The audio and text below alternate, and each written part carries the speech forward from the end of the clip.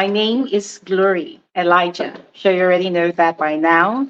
Well, this is frankly speaking with Glory Elijah, and I call myself the girl of the tea because, as usual, over here, there's always tea to be spilled. Now, let's define how Ozee portrayed himself. Because Ozee too was one person that was talking about, and the camera. What was that thing Ozee always says? He said the camera shows, but the camera does not see. I'm sorry, that is bullshit. How does the camera show, but the camera does not see? Hello, ladies and gentlemen. Let's even analyze that Ozee's favorite statement during his media rounds. So you are live on TV. The camera is showing you in your element. Whether you are being real, whether you are showing yourself in your natural element, whatever you're doing, the camera is on you, the camera is showing you. And we all know for a fact that most of the time when these housemates do things, they are very performative. Why? Because they hear when the camera moves. They know when the camera is on them. We've caught a number of them a number of times when they look up and they see the camera, and that is when you see them, do things excessively. So, Ozee talking about the camera shows, but the camera does not see. I don't understand. Is the camera supposed to pierce through your skin and show your soul? Is the camera supposed to show your, what's it called now? Is the camera supposed to show your mind? Is the camera supposed to show your spirit? Because we're talking about it's all about perception. Excuse you. There are certain things that does not even need perceptive interpretation. There are certain things that you do that even a layman can see that this is what you are doing. There are certain things that they don't need a professor to come and analyze. You are doing it. We are seeing you. Ozee was in a triangle with Onyeka and Victoria. And Ebuka asked him a very vital question that, when I asked you that first time about this triangle, if indeed you did not like the narrative that is going around, why did you not stop it? Why did you encourage it? Why did you continue? Because even till the day the show ended, Ozee was still going from Onyeka to Victoria. Ebuka asked Ozee, why did you not stop it? And of course, Ozee beat around the bush for 1,000,000 years before saying, I did not think I was stirring any fires or I was doing anything wrong. Like, I'm sorry, what was that? I'm sorry. I'm sorry, what was that? What manner of response was that? What was that? What was that? So since Ozee too was saying that, I was just being real, I was just being myself. Let's define the level of realness that Ozee portrayed on the show.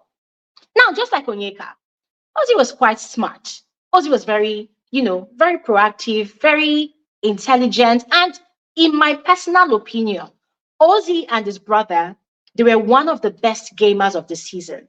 The fact that they were able to hold the house in one clutch by virtue of their name, Mbadiwe, whether they like it or not, their name played to a huge advantage for them this season. Because he was saying that, it's because they respected people respected them back. Well, that's part of it. But their name played a huge role in securing them in that house. And of course, Ebuka, that most of the time shied away from for calling them out, on their bullshit, yeah. But they played the game. But aside playing the game, which we give them accolades for, right? Aside playing the game, Ozee portrayed himself to be a player, player. You claim that you have a relationship outside, a madam. I think at some point, Wanni, or is it Ndi, asked him, is he going to marry the girl? He said yes. But then we saw someone in the house that was to timing. You were playing two girls. And by the way, the girls are not victims. No, they knew what they were doing. They were having fun in that ship or triangle or whatever it was. So they were doing whatever they were doing. So we saw a guy that claimed to have a solid madam on the outside, but he was having fun, playing this game with these two girls, right? Now, we also saw someone that was also a very, very, a very, very calculated liar. Ozee lied a lot, especially during the diary room, even going as far as challenging Big Brother, challenging Ebuka. I did not kiss this, I did not kiss that. Even on the day of the grand finale, when Ebuka was like, we saw you pull Onyeka up in the pool and you kissed her, and he was like, no, what I saw, that did not happen. What I saw was I was pulling somebody up for a conversation. I say, Ozee, fear God now. Fear God. There's a way you will lie. Yourself, you will know that you have lied over your limits. It's like having an empty fuel tank. You will lie and know that you have lied beyond your limits. Ozee, don't do. The show has ended. You are still lying. You are lying to do what? You're lying probably to protect your madam on the outside. That is, if really there's a madam, because they've asked him time and time again during his media rounds, if really there is a madam. And he said, yes, that there is a madam, that the relationship is still going forward. Okay, fine. So, dude, if your madam is cool with all what you did, dude, why are you lying? Why can't you just say that, yes, we're playing a game? Who is going to kill you? Now, how else did Ozee portray himself in the house? Ozee portrayed himself as someone that lacks restraint. There's something Ozee talked about. He has boundaries in his head. He knows when to stop when he's doing stuff. Bullshit. Ozee portrayed himself as someone that lacked restraint. If really you respected your relationship and your madam on the outside, all those shenanigans Ozee was doing with Onyeka in the house. In fact, Ebuka even mentioned that they kissed in the bathroom. I say, hey, I missed it though. Who else saw it? I missed it. I missed it though. They kissed in the bathroom. I thought it was only the kitchen. It's okay for you to play your game, but don't be shying away from owning up to the game you play. And you see, this is another thing. This is another thing. Before I continue with how Ozee, portrayed himself on the show, why do these housemates think it's a crime to come to a Big Brother Naija show with a strategy? Because I've watched several of their interviews, and I don't know, it's appalling. When they say, oh, you did this thing, you did that thing, is it a strategy? Is it strategic? And they even when during the live show, you see their countenance, you see their body language, you see the reaction they give, you even hear the strategic conversations that they have, you hear the conspiracies that they do in the house, and you see all these things, and you know for a fact that they were actually conspiring, that they were playing a strategic game, and you are out here giving them their flowers, only for them to now go for their media rounds, and they are now faking, I was just being myself. I was just being real. It is disgusting. Why do these housemates think that it is a crime to go into Big Brother's house with a strategy? Ladies and gentlemen, it is not a crime. We've talked about this over and over again. That going into a Big Brother show, it's like you are going to war with your weapons, right? Your strategy is your weapon. Because staying in Big Brother's house alone is a warfare. It is a warfare. You are going to compete against people you probably have never lived with your entire life. These are people that you don't know from Adam. Some of them, you probably are acquainted with them, but you have never lived with these people before. So you don't know their good side, you don't know their bad side, you don't know what tickles their fancy, you don't know what irritates them, you don't know what their high or their lows, their highs or their lows are. So you are walking into Big Brother's house blindly. So the one thing that can work for you is you going in with a strategy. It is not a crime to have a strategy. Hello. So why are these housemates during their media rounds, they are talking about strategy as if it is a crime, as if it is a sin? Don't they know that there are people that actually celebrate housemates that actually use strategy to play the game?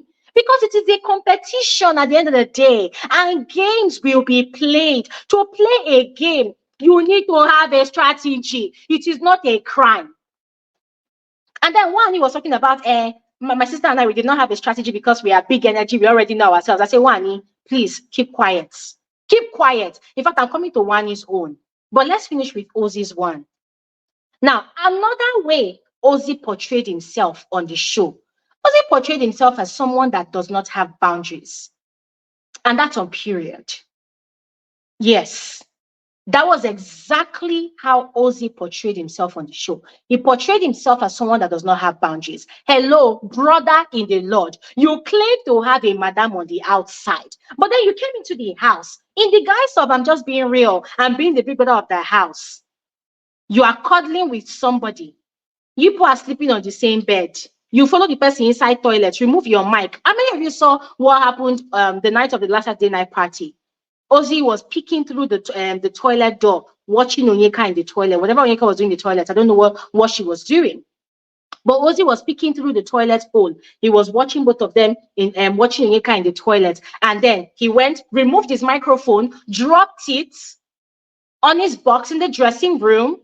And then he went, carried tissue from the other toilet and went into that toilet. Whether they did something, no, whether they did not do anything, no. Hello, brother in the Lord. If you claim that you have a madam on the outside, that you so respect, that you so revere, excuse you, what were you doing in the toilet with a woman that you have been repeatedly questioned about being in a triangle with? Does that happen with someone that has boundaries? Does that happen with someone that claims to be just being themselves? I'm just being real. I'm just being myself. Hello. What was that? So, ladies and gentlemen, anybody that knows these housemates, please tell them that the next time they have another interview, because I know this is not going to be the end of their interviews, the next time they have an interview, they should be very careful of how they tell the interviewer that I was just being real, I was just being myself. Because if the interviewers are not going to ask them the definition of their realness or x-ray the level of I was just being myself that they portray themselves to be on the show, there are people like Glory Elijah that will do that on their behalf.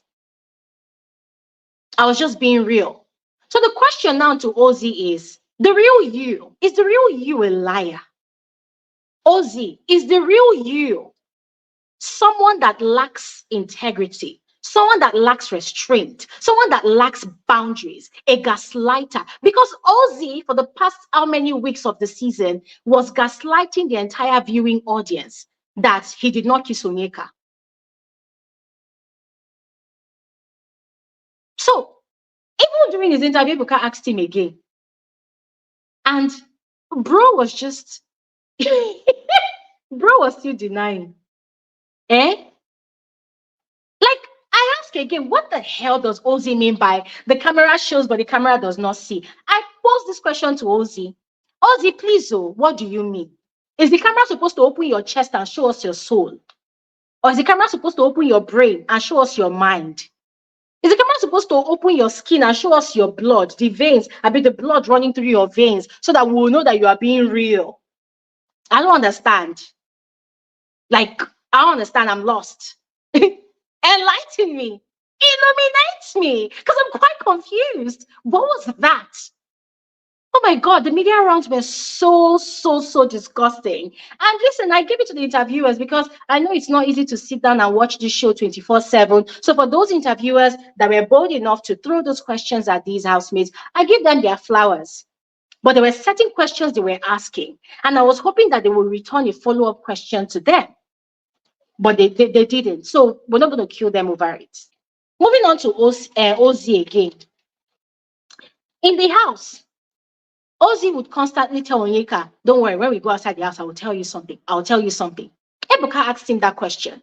That what was that thing you said you wanted to tell Onyeka off camera? And why was it so important to you that you would tell her that thing off camera? Ladies and gentlemen, Ozee's answer to that question was absolutely nothing.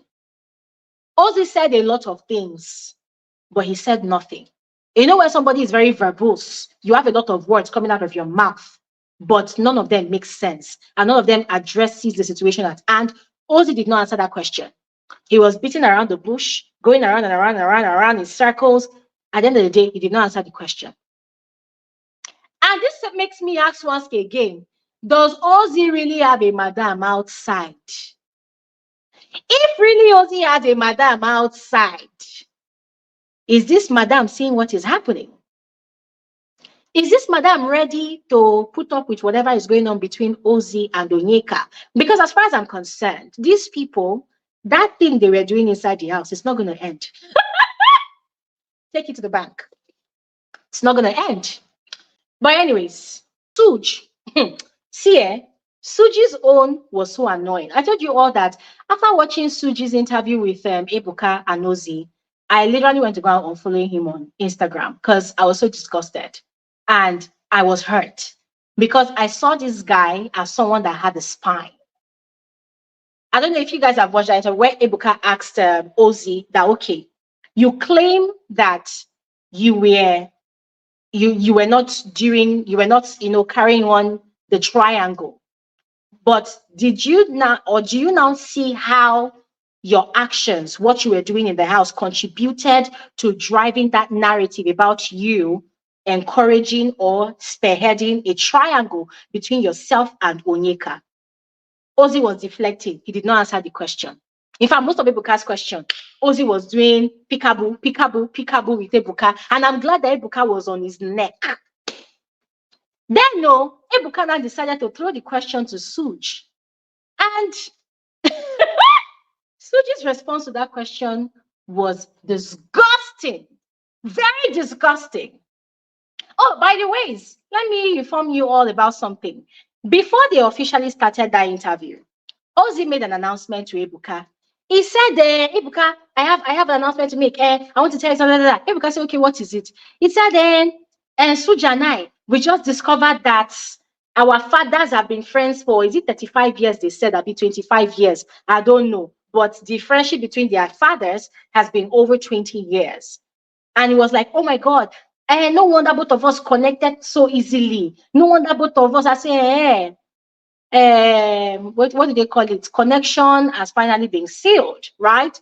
So the moment Ozee made that announcement, ladies and gentlemen, for me, it was like an unspoken reminder to Sooj that, bro, listen, our dads have been friends for over 30 years. So in this interview, you've got to have my back.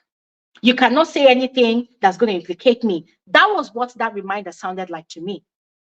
Hello? Yes. That was what that announcement sounded like to me. Because for me, I was wondering, like, what the hell? Why are you telling us? We don't give a fuck. We don't care.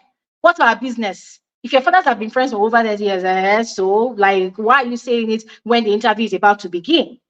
I mean, if you had said it after the interview, it would have made a lot of sense. But you saying it when the interview was about to begin, it was like a gag order to Sooj. Because when that interview started, Sooj could not talk. There were things Ebuka was asking Ozee, Sooj could not talk. Even when Ebuka now threw that question to Sooj, that, oh, Sooj, don't you see what Ozee did, blah, blah, blah, blah, with regards to the triangle? Sooj acted like he was deaf, like he did not hear. He said, Ebuka had to repeat the question again. Sooj was now babbling like a child. I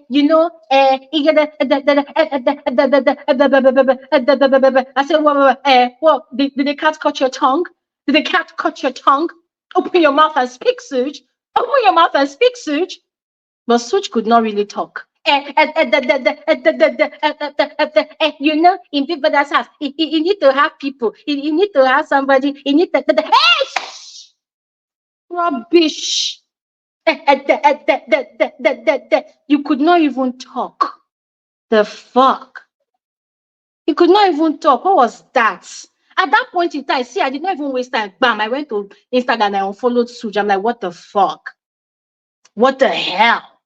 Look at me gushing over this fine boy, fine body, fine chest, fine backbone. I didn't even know that they've removed your spine. What the hell? Because it was very obvious. Anybody that watched, in fact, you don't even need to watch the show for the whole 71 days. Just watch the show for one whole day, because the camera gave those people a lot of camera time. Production gave Onyeka, Ozee, and their shenanigans a lot of camera time. So if you are lucky on the day that they're giving them a lot of camera time, all you needed was to just watch the show for one whole day, and you would have seen clearly the game that Ozee was playing. It was a fantastic game, in my opinion. My bone of contention is, why are they lying? Why are they lying? Why are you lying? It's not a crime to go into Big Brother's house with a strategy. I repeat, it is an essential commodity to go into Big Brother's house with a strategy. It is not a crime in any way to go into Big Brother's house with a strategy. So why are these housemates acting as if it is a crime? The fuck? Why? I was sick to my stomach. Let me talk about all the nonsense that, okay. Let me even be, I'm talking about Ozee. Yeah, I'm going to continue. I've talked about Sooj. The way Sooj portrayed himself on the show, aside his smartness, aside his shit. You see, hey, Jesus Christ.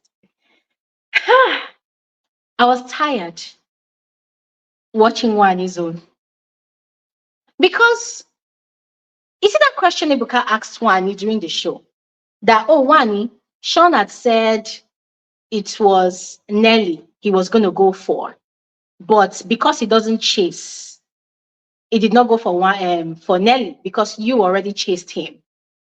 I don't know if you all recall. I think what was Wanni's response that day? I think she was saying something about Ibuka, I like the boy, I'm a lover girl, I like the boy, that kind of thing, that kind of thing. I love his personality. Almost during Wanni's interview, Wanni became motivational speaker. She became women empowerment speaker.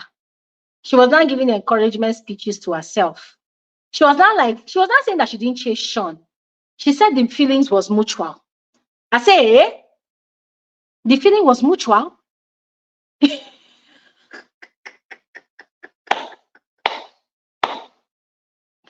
said the feeling was mutual. She said she did not chase Sean. As a matter of fact, she brought video evidence to the interview studio. She said before the show, she had seen Sean twice. Once at the BBnaija medicals and the other one at a birthday party. And then in the house, she spoke to him and she realized that the feeling was mutual, that the second day Sean came to talk to her. I said, I don't understand. Why is the story changing? Why is the story changing? What we heard in the house was Sean was priding, like it was his thing of pride, that Wanni was the one that chased him.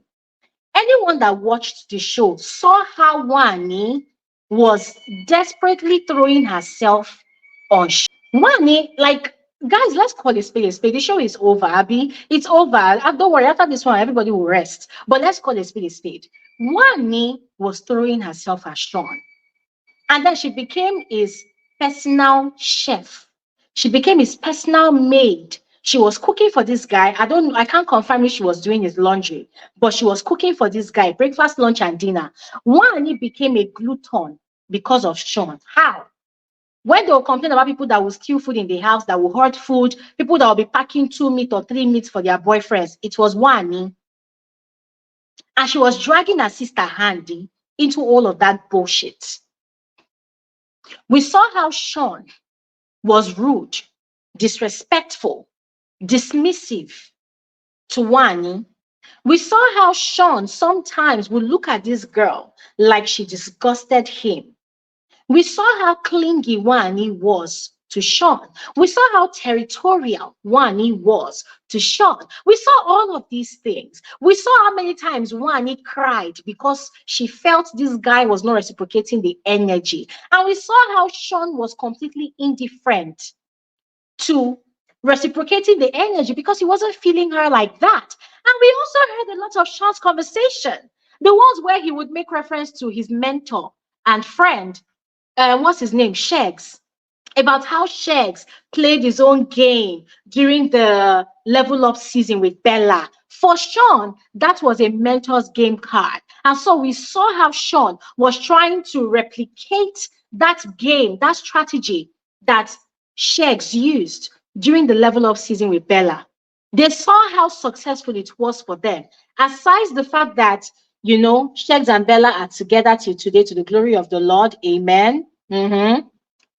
We saw how their game was insane. We saw it. We talked about it. We saw that particular conversation Sean had, I think in week 1 or week 2, where he was telling, was it Ozee and OC, about how, yes, he and Sean, they auditioned together, but is it Shegs rather? He and Shegs, they went for auditions together, but they chose Shegs over him, and he had to sit at home and watch how Shegs played the game. And we could tell from every move Sean was making in the house, we saw that Sean was trying to be like Shegs. And we also saw how Wanni too was trying to be like Bella. Now, they are not exactly the same, no doubt. They are not exactly the same, okay? They're not exactly the same because unlike Sean, who was not really doing anything for Wanni at all, Shegs, on the other hand, was, taking care of Bella. He ensured that Bella ate. He reciprocated her affections, which was quite weird in the house at the time. He reciprocated it. He was proud of her. He was bragging about her. Sean, on the other hand, was not doing any of that. As a matter of fact, when he would have conversations with his friends, like Onyeka, some of the things he would say about Wanni were not nice. If you claim that you like this girl so much, why would you even open your mouth and tell another female that her hand was smelling like pee? If that is not another level of disrespect, tell me what it is. We saw all these things happen. And so the interviewers asked Wanni that, oh, we saw how Sean treated you like this, like that, like that. And then Sean said it was Nelly he would have gone for, but then because you chased him and you're already in the picture, he decided to settle for you. And instead of Wanni to address that thing they said about Sean, she was not dragging Nelly. Nelly was flirting. Nelly was flirting with Sean. Nelly was chasing after Sean. Nelly was flirting with Sean. She was chasing Sean. She was following Sean. I'm like, girl, look at you. Look at you. Look at you. Look at you. Look at you. Girl, you are making a disgraceful shit out of yourself in your media rounds. You are dragging Nelly over Sean. They've just told you what Sean said. You are not dragging Sean. No. You are saying, we've talked about it. People fight. We've talked about it. We've settled. You left that one. No.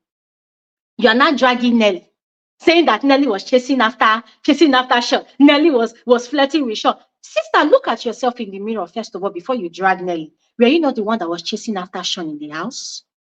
Or didn't they tell you? Or maybe the people around Wanni, they are lying to her. Please, they should tell her the truth. Please, oh. People around Wanni, they should tell her the truth. That she actually made a big fool out of herself on the show. The way she was chasing after Sean. Whenever Wanni was with her sister, they were giving us premium content. They were giving us entertainment. But the moment Wanni is with Sean, she looks ridiculous. Because it's like she wants to swallow the guy. And it's like the guy just wants to, kick her off his body. She's clingy. It's like the guy is trying to say, get the fuck off me, get away from me, get away from me. Oh my gosh. I think the people around Wanni should tell her the truth. Because for me, it did not make sense that she was dragging Nelly during her media rounds. And you know what was even more funny? It's the fact that the things that Ruti and Chinwe said to the finalists in that final week was actually funny. It was actually the truth.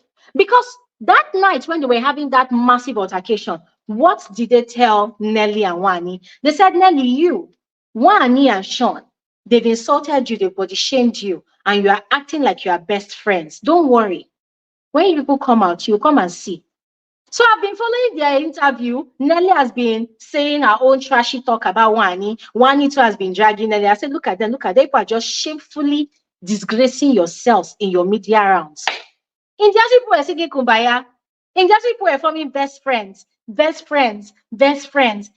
best friend. Even the things Wanni even said about Onyeka, it was so ridiculously weird. I'm like, well, there you have it. And the DRC agent did not lie. We saw all of those things.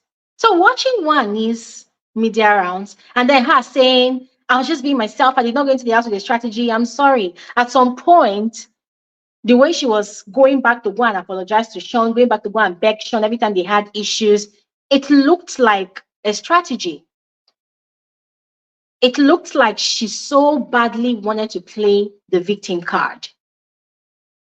They don't tell you, leave the relationship. She says it's a lie, not just she won't die put. So you know that that relationship was not really a safe space for you. The safest space for you in that house was your sister, Handy.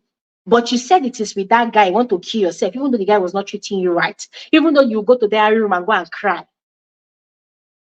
You said it's with this guy you want to stay. The guy will disgrace you. He will say trash about you. He will disrespect you. He'll be rude to you, talk to you anyhow in front of other housemates. You will cook breakfast, lunch, and dinner. He'll come and meet you and say, I want to eat semo. And you go and make semo for him. Semo maker. And you say you're a lover girl. And that's a lover girl. I love the boy.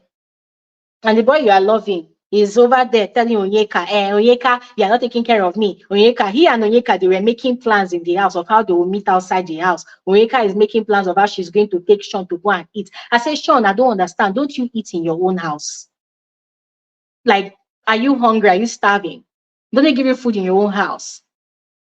The same guy you're chasing. Now, the funny part in Wanni's media rounds was how she was trying to remove the shame from herself and make herself look good. You know, when she started talking about, even though Sean and I we don't get to date, even though we don't marry, he's somebody that I want him to be a part of my life forever. It's for a forever type of thing. He's gonna be my friend for life. I say, you look at you. You're trying to console yourself. You're trying to give up the impression that you don't care. Girl, we know that you care. Girl, we know that you care. We know for a fact that you care. But you're trying to make it look like you don't really care. We know that you care. But my point is, listen, these housemates need to understand something. Going into Big Brother's house, it's a battlefield. That house, that confined space, it's a battlefield. So there's no point using strategies and then people applaud you for using your strategy. And then you now come out, you come and fall our hand, you come and disappoint us by coming out to come and say you're just being yourself. And the yourself that we saw a lot of horrendousness from you. You know what I'm saying? I was just being myself. Seriously. Yourself that you portrayed in the house was actually irritating to watch. Wanni, yes, you, Wanni, acting like a pick-me, acting like a desperate girl that has never seen man in her life. You were acting irritating when you were with Sean. But when you were on your own and when you were with your sister, you were fantastic. You were giving us a show. So come and say that you were being yourself. No, pick a struggle.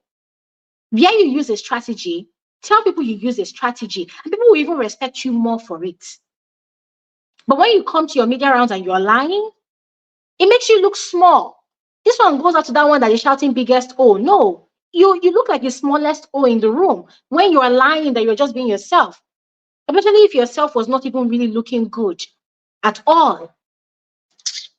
Anyways, thank you so much once again for joining. I'll see you guys on another episode of Frankly Speaking with Gloria Elijah. Thanks for watching and have an amazing, amazing night's rest and a fantastic weekend. Good night and bye.